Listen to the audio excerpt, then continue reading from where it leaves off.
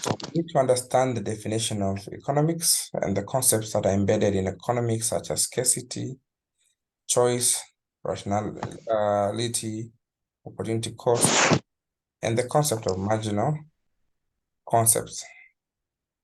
So we'll be looking at the concepts of micro versus macroeconomics, positive and normative theories, and why it is important to study economics and the methods that are used. So by definition, economics is a study of not just about prices, not just about income. It is a study that helps us analyze and decide when to leave things to the market and when to override the market. So you must understand that in the day-to-day lives that we have, scarcity is important, without which economics will be irrelevant for us to study. So economics, therefore, can be defined as a study of how society manages the scarce resources. It is also a study of choice under conditions of scarcity. And so in most societies, resources that are allocated by a single central planner may not be enough. And so it is important to make optimal decisions that will befit the entire population. So economists, therefore, have embarked on a study of economics on how people make decisions amid scarcity, how much they need to work, what they need to buy, how much they must save, and how much they must invest. So economists will study how people interact with one another. So economists will also analyze the forces and the trends that affect the economy as a whole, including the average income, the fraction of the population, and also the rate at which the prices are rising, which is inflation. So as an economist, you must understand the consequences of these choices that are made in society. And so scarcity is the limitation, is a constraint that we have amidst our vast wants. And so this is because resources are scarce. Economics is necessary for us to make decisions optimally. So we're going to look at concepts like the trade-off, the PPF, which illustrates opportunities and available resources that we have. So amidst these two, scarcity and choice, we must make optimal decisions that economists want you to know about what to produce, how to produce, and to whom. This is brings birth to what is called opportunity cost. Opportunity cost. In your own way, what do you think opportunity cost could mean? Opportunity cost is what?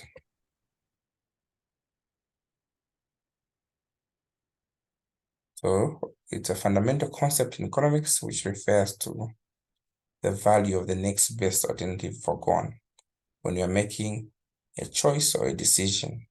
When you're talking about opportunity cost, we are talking about the benefits that a value will gain for choosing another option. So there are a number of ways in which we establish opportunity cost. When making a decision, individual firms and societies will face various options from which they need to choose or to trade off. So opportunity cost comes in the context that the value of the most desirable alternative is sacrificed in order to choose a particular option. For example, let's say you have two options at the moment. You have a 1,000 kwacha. You want to buy a book, you want to go for movies, just at a particular 1,000 kwacha. So if you choose to buy a book, opportunity cost is the value of foregoing the movies. So you will have to give up one for the other. So opportunity cost is not always expressed in terms of money, you must understand. It can also include non-monetary factors like time, like resources. Opportunity cost also could represent the value of the alternative uses, that the resources that you pursued were foregone. So us understanding opportunity cost is very essential when making our decisions and resource allocation, because it will help you as an individual, the firms, the societies, as well as the entire nation to assess the benefits, the drawbacks that are involved in making different choices. So opportunity cost is a big topic that we must learn to break down. So I'm going to try to break it down in the following manner. So I mentioned to say scarcity is just limitation, and scarcity is important. It can be measured in resources, it can be measured in time itself. So when a firm, an individual is faced by scarcity, there must be decisions that must be made. So the resources that we are looking at in this context would include labor, denoted by L, and the reward for labor is what? A wage.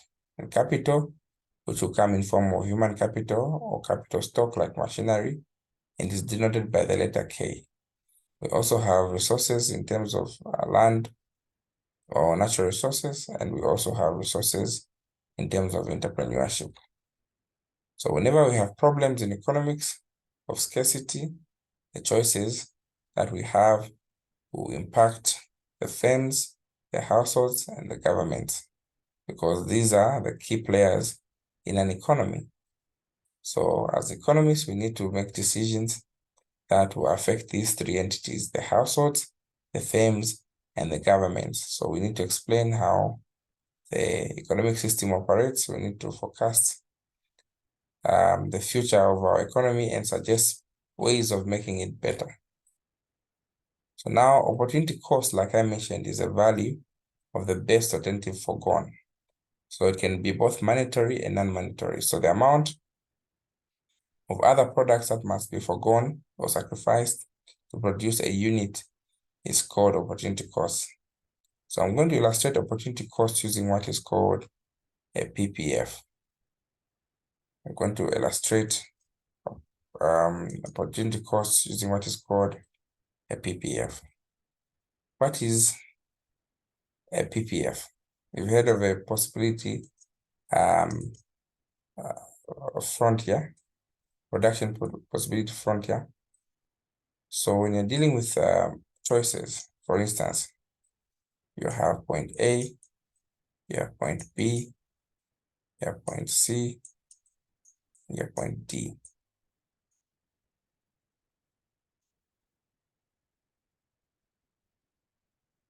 Okay, what can you tell me about those points?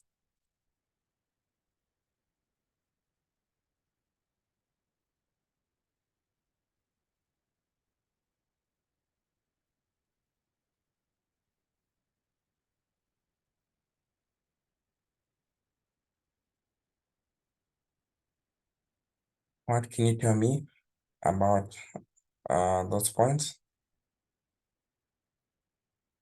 So what you are seeing is called a PPF. Other books call it a PPC.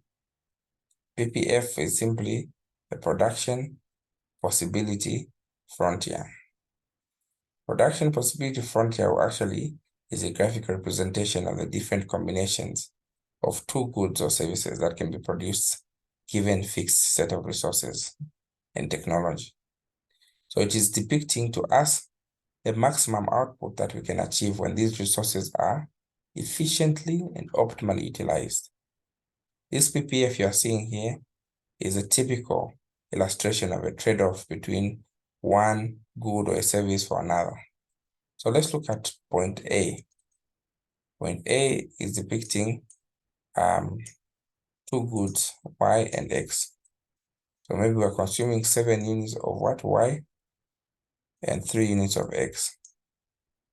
All right, then we go to 5, 4, 6. Point B is talking about consuming 5 units of Y and 6 units of X. Point C, 5 units of Y and 4 units of X. So the movement from point A to point B has to forego a number of units to gain the other number of units. So if you're going to decline from 7 units to 5 units, we're losing 2 units of Y. At the same time, we'll be gaining from 3 to 6, we'll be gaining 3 units of X. So we are foregoing 2 units of Y at the benefit of getting 3 units of X. So this is what we call opportunity cost. We are foregoing a number of units to strengthen the number of units that we're gaining. Are we following? So firms and organizations and mostly governments are faced by this challenge. A country, for instance, that has limited resources like Zambia can choose either guns or copper. This PPF can illustrate the combination of these two important commodities. However, you must understand that in this PPF, optimal production will only occur at points A and B. When we go to point C, it means we are being inefficient. We are underutilizing our resources. When we go to point D, it means we are being efficient and we are in a well-wishing zone. We cannot attain this, but can only attain that if we increase our production, and this will come about by expanding in technologies to encompass point B. So point B is unattainable only if we increase what? Our production. Point C is what? Uneconomical because we are being wasteful. And point A and B is what? Efficient, because these are the points that are along the PPF. Now, it is important to understand that the PPF will illustrate the concept of scarcity and the need for us to make prudent decisions based on a trade-off. As you can see, there is an issue of constraint here of resources and technology. At any point inside the PPF, as we can see at point C, we are underutilizing the resources, whilst at any point outside the PPF is unattainable because of the available resources. So in summary, the PPF brings in the concept of opportunity cost. Opportunity cost emphasizes the concept of a trade-off and the value of alternative choices that can be made when making different decisions. So a PPF is actually a graphical representation of the trade-off and opportunity costs of the limits of production in terms of available resources and technology. Any questions this far?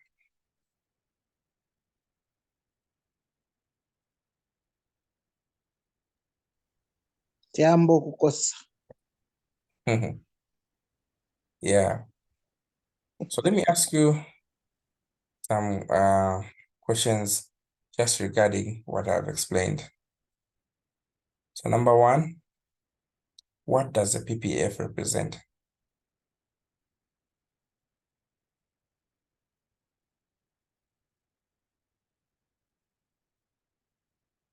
Okay. Just on these questions, the possible questions that you would expect to have in an exam setup, I've already explained everything. So help me answer these questions. What does a PPF represent?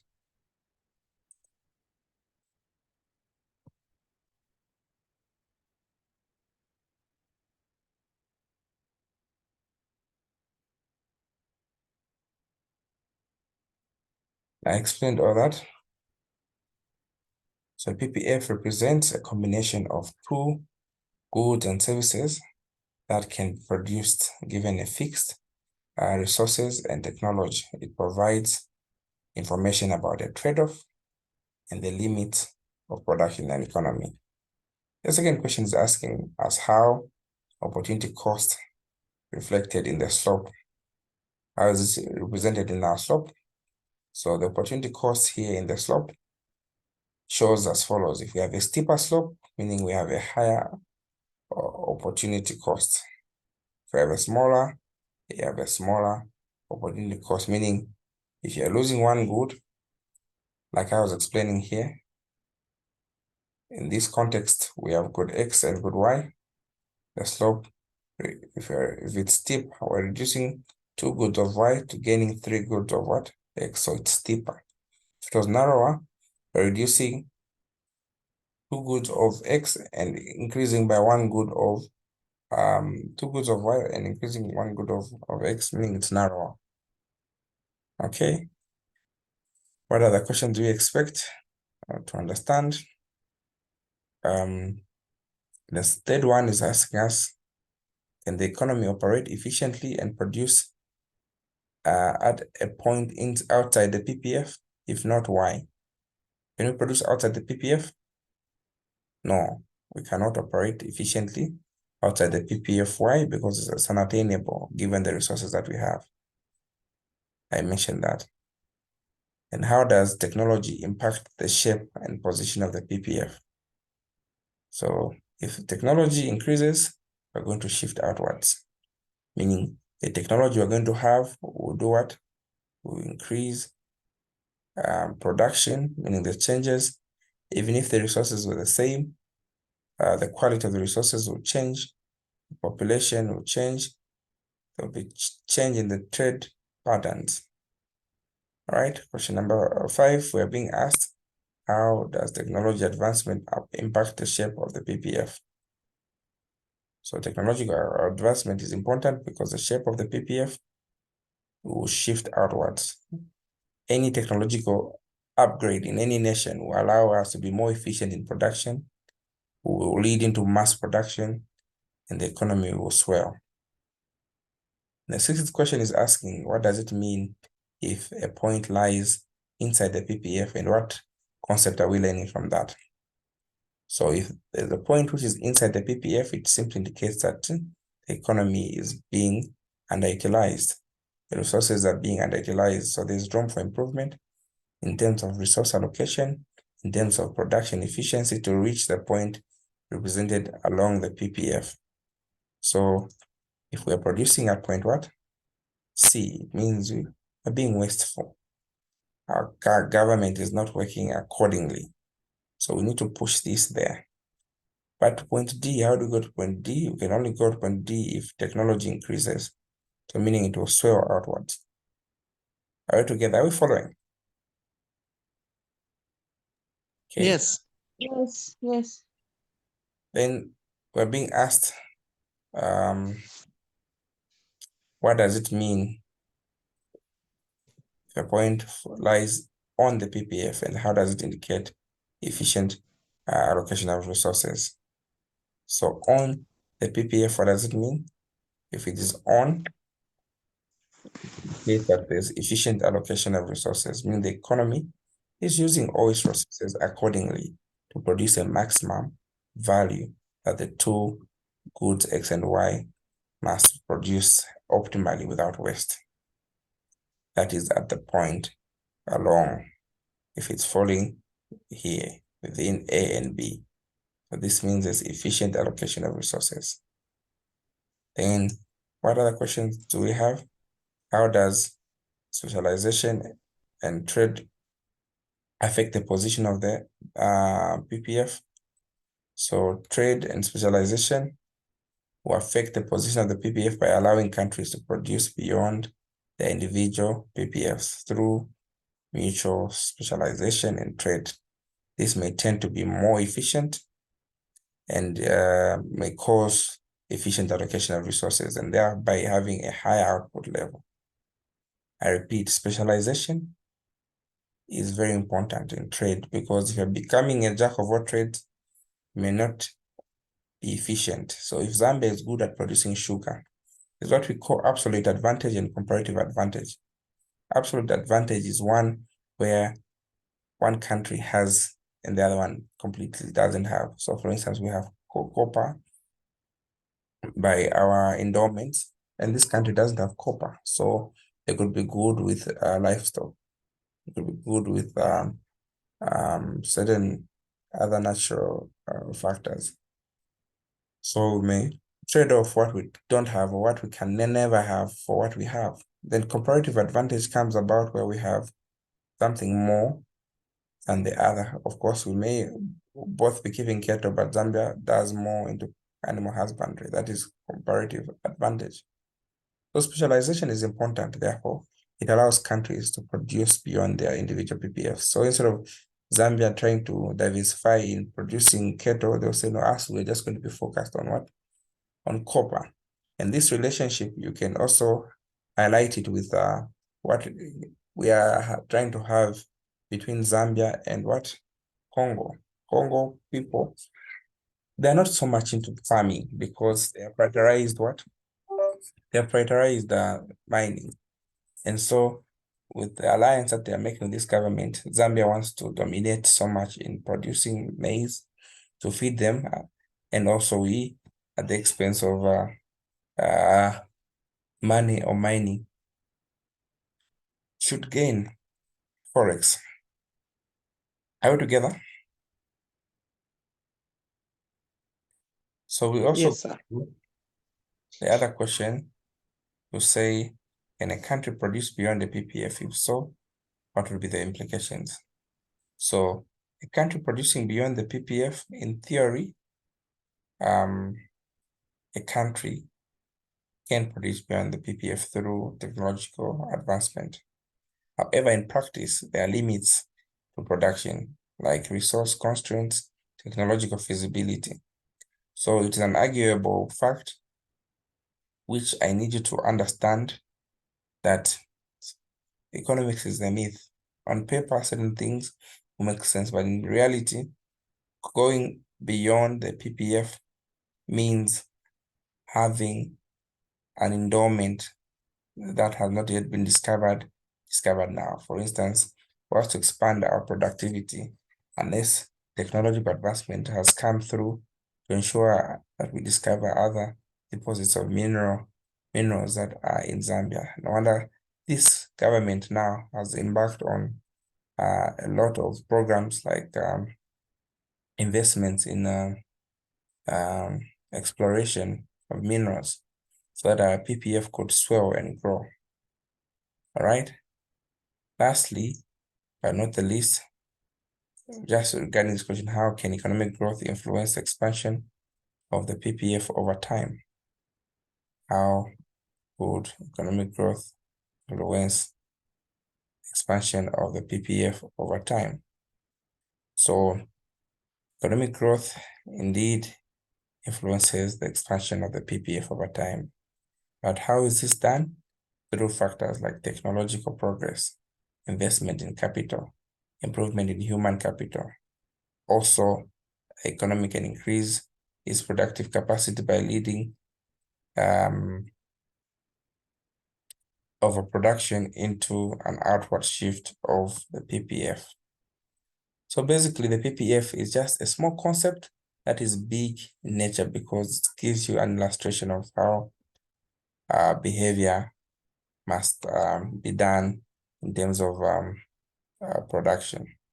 So it's an illustration that all economists must understand.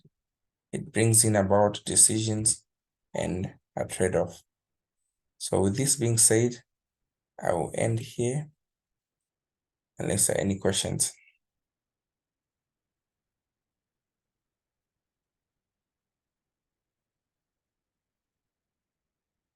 I hope it's loud and clear.